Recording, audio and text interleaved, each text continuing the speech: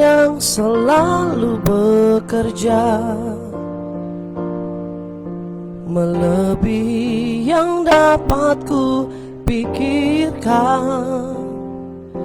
Tak sekalipun Engkau biarkan ku hadapi semua sendiri. Saat ku rasa tak mampu lagi, di situ Kau tunjukkan setiamu. Dalam badai janjimu teruji, Kau buktikan kepadaku.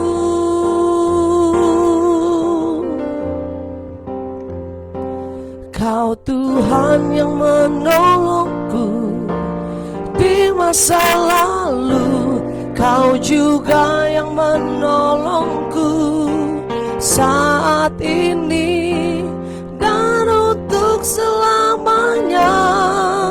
Kau Tuhan yang sama, selalu setia untuk menolongku.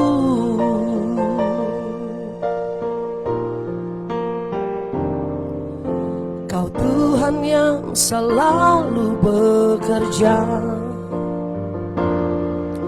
melebihi yang dapat ku pikirkan. Tak sekalipun Engkau biarkan ku hadapi semua sendiri. Saat ku rasa tak mampu lagi, di situ Kau tunjukkan setiamu. Dalam badai janjimu teruji, Kau buktikan kepadaku.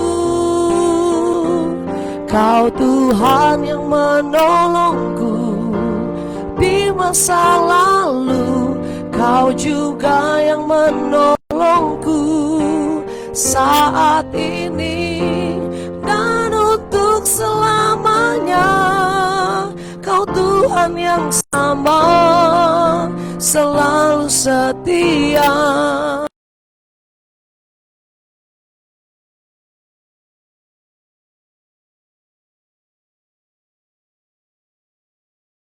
Kau Tuhan yang menolongku di masa lalu, Kau juga yang menolongku saat ini dan untuk selamanya. Kau Tuhan yang sama, selalu setia untuk menolongku.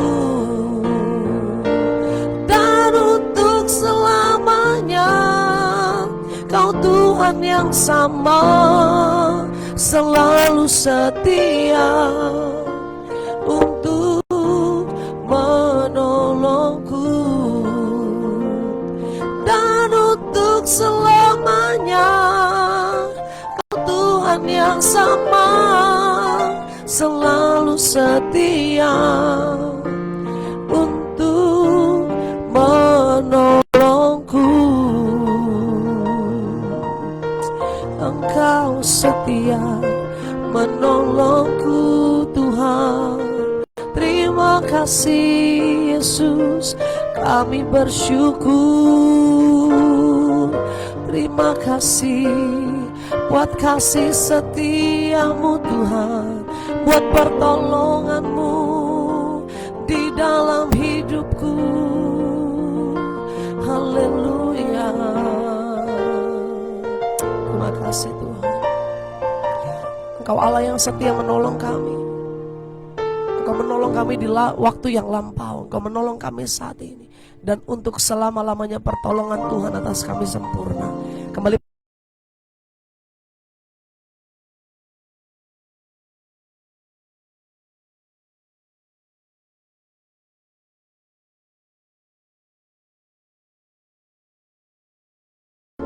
Di dalam nama Tuhan Yesus kami berdoa, haleluya. Amin, haleluya, amin. Shalom saudara, puji Tuhan, selamat pagi. Kita ada dalam morning devotion dan kita mau merenungkan firman Tuhan. Karena firman Tuhan adalah pedoman hidup kita. Kita buka dalam 1 Samuel pasal yang ke-17. Kita akan baca beberapa ayat saudara. 1 Samuel pasal 17, yang pertama kita baca ayat ke-28. Ketika Eliab, kakaknya yang tertua, mendengar perkataan Daud kepada orang-orang itu, bangkitlah amarah Eliab kepada Daud sambil berkata, "Mengapa engkau datang? Dan pada siapakah kau tinggalkan kambing domba yang 2-3 ekor itu di padang gurun? Aku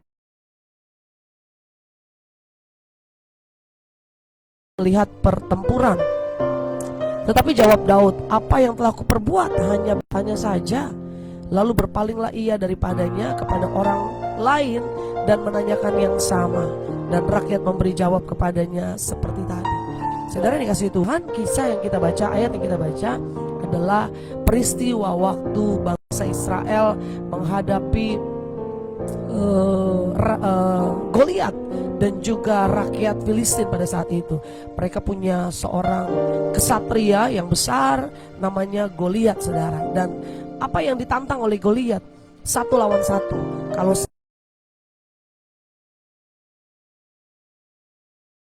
menang, dan juga kalau yang satu kalah, seluruh rakyat pun kalah pada saat itu. Goliat menantang dari barisan Israel, bangsa Israel, siapa yang berani melawan saya, kita akan bertanding. Saya mewakili bangsa Filistin dan bangsa Israel diwakili oleh satu orang. Sampai saat itu ditunggu siapa yang berani maju ke depan, tidak ada yang berani maju karena semuanya takut menghadapi Goliat yang besar. Dan apa yang terjadi? Daud tiba-tiba datang, seorang pengembala, seorang gembala biasa ada di kambing, ada bersama dengan kambing dombanya, ada bersama dengan lembunya dan ternak-ternaknya. Saudara yang dikasihi Tuhan, waktu Daud datang melihat dan memperhatikan situasi yang terjadi, dia bertanya, "Ada apa ini?" Dan waktu dia bertanya itu, kakaknya yang paling tua melihat dia dan berkata, "Mau apa kamu ke sini? Bukankah kamu harus melakukan pekerjaan? Di mana 2-3 orang dombamu?" katanya. Dan itu satu bentuk ketidakpercayaan seorang kakak terhadap adiknya. Adiknya yang datang saat itu dianggap tidak mampu, tidak layak ada di medan pertempuran. Karena memang Daud saat itu masih sangat muda. Saudara yang dikasihi Tuhan, berapa banyak kita yang seringkali mengalami kita diremehkan atau kita tidak dianggap oleh orang lain. Kita dianggap tidak mampu, kita dianggap tidak layak, kita dianggap tidak bukan bidangnya, saudara.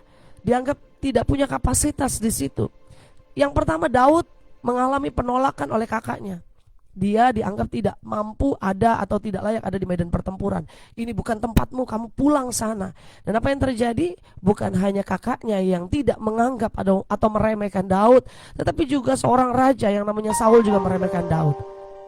Ayat yang ke-33 dikatakan apa? Tetapi Saul berkata kepada Daud, "Tidak mungkin engkau dapat menghadapi orang Filistin itu untuk melawan dia, sebab engkau masih muda. Sedang dia sejak dari masa mudanya telah menjadi prajurit." Yang kedua, Daud juga mengalami penolakan atau diremehkan oleh Saul, raja Israel saat itu. "Kamu gak mungkin, kamu masih muda. Mana mungkin kamu bisa menang melawan Goliat. Dia itu prajurit dari sejak kecil." Saudara dikasih Tuhan, berapa banyak orang yang sering kali berkata sama kita, "Gak mungkin kamu bisa, gak mungkin kamu sembuh, gak mungkin kamu menang, gak mungkin kamu berhasil, gak mungkin kamu sukses." Saat ini sebanyak apapun orang yang menganggap remeh kita, sebanyak apapun dan sebesar apapun orang yang tidak memperhatikan kita, tidak memperdulikan kita, tetaplah percaya bahwa di dalam kita ada kuasa Tuhan, di dalam kita ada berkat Tuhan. Dan yang kedua, Daud diremehkan oleh Saul, raja Israel pada saat itu. Dan yang paling luar biasa, Daud yang ketiga diremehkan bukan hanya oleh kakaknya, keluarganya, bukan hanya diremehkan oleh pemimpinnya, yaitu rajanya, tetapi dia juga diremehkan oleh musuhnya Goliat. "Anjingkah aku engkau mendatangi aku dengan pedang?" Dengan Daud berkata itu. Anjingkah aku engkau mendatangi aku dengan tongkat, kata Goliat. Tetapi Daud bilang apa? Engkau boleh mendatangi aku dengan pedang, dengan lembing, dengan semua peralatan-peralatanmu, tetapi aku mendatangi engkau dengan nama Tuhan semesta alam. Betapa beraninya Daud menghadapi lawannya yang sempat meremehkannya. Nah, apapun yang membuat kita lemah, apapun yang mungkin membuat kita tidak percaya diri, percayalah bahwa Tuhan punya rencana yang luar biasa dalam hidup kita. Ada hal besar yang Tuhan mau nyatakan dalam hidup kita. Saudara dikasih Tuhan, kalau kita seringkali diremehkan orang, yang pertama kita gak boleh menyerah. Yang pertama kita gak boleh pesimis, kita gak boleh down. Karena saya percaya Tuhan ciptakan kita adalah orang-orang yang lebih daripada pemenang. Waktu orang lain meremehkan kita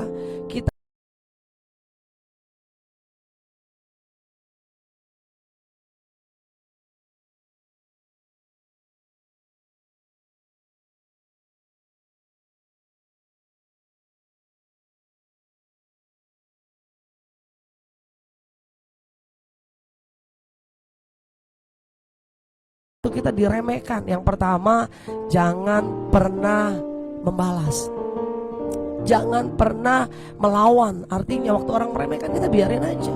Orang mau ngomongin kita, orang mau melemahkan kita, kita percaya bahwa Tuhan menciptakan saya spesial. Apapun kekurangan saya, apapun kelemahan saya tahu bahwa saya berharga di hadapan Tuhan. Dan apa yang terjadi waktu kita diremehkan? Yang pertama, jangan membalas, tetap bangkit, tetap kuat, tetap maju di dalam Tuhan. Yang kedua, waktu kita diremehkan orang, waktu kita dianggap rendah sama orang, kita mengampuni orang itu. Jangan kita balas dia, kita balas katain lagi, kita balas bully dia, kita balas remehkan lagi. Tapi jangan pernah balas, karena pembalasan adalah hak Tuhan. Waktu kita diremehkan orang, pertama kita harus tidak boleh membalas. Yang kedua, kita harus mengampuni. Kita harus ucapkan berkat terhadap orang itu. Dan waktu kita ucapkan berkat kepada orang itu, maka berkat Tuhan juga akan tercurah dalam kehidupan kita. Yang ketiga yang harus kita lakukan, kita harus tetap mengasihi.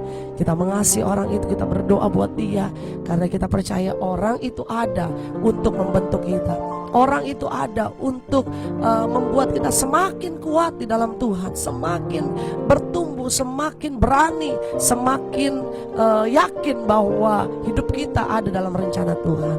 Ayo lakukan hal-hal ini. Waktu kita gak bisa tahan orang untuk meremehkan kita, kita gak bisa tahan orang untuk merendahkan kita. Tapi yang bisa kita lakukan, hati kita, hidup kita bangkit untuk tetap maju bersama Tuhan. Karena Allah yang ada di pihak kita, yang menjamin kemenangan dalam kehidupan kita. Apapun masalahmu, jangan merasa rendah hati.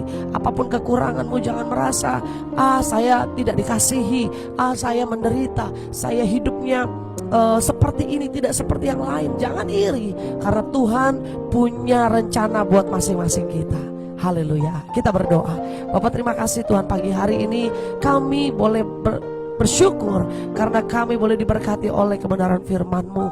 Terima kasih Tuhan untuk firman-Mu yang menguatkan kami. Kami tahu bahwa dalam hidup ini kami tidak bisa menahan orang-orang untuk merendahkan kami, untuk membuat kami lemah, untuk membuat kami down. Tetapi yang harus kami ingat bahwa Tuhan kami adalah Tuhan yang selalu mengangkat kami, Tuhan yang tidak pernah membuat kami rendah, tidak pernah menganggap rendah setiap umatnya. Karena itu Bapak, kami berdoa setiap anak-anak-Mu yang hari-hari ini sedang lemah, hari-hari ini sedang merasa tidak berdaya, sedang merasa tidak mampu lagi, kami berdoa di dalam nama Tuhan Yesus, bangkitkan iman anak-anak-Mu Bapak, bangkitkan semangat anak-anak-Mu, baik dalam pekerjaan, dalam rumah tangga, dalam usaha. Mungkin selama ini orang berkata kami tidak bisa sukses, kami tidak bisa berhasil, kami hanya pendidikan rendah, kami hanya orang biasa, tidak punya kemampuan apa-apa. Tapi hari ini kami mau berkata bahwa Tuhan yang kami sembah, Tuhan yang menganugerahkan berkat-berkat surgawi yang mampu membuat kami terus bangkit untuk berjalan dalam rencana Tuhan.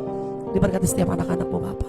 Sepanjang hari ini, dalam setiap hal yang kami lakukan, semuanya ada dalam berkat anugerah Tuhan. Di dalam nama Yesus kami berdoa mengucap syukur. Haleluya. Amin, amin. Selamat berjalan dalam berkat Tuhan sepanjang hari ini. Tuhan Yesus memberkati. Haleluya.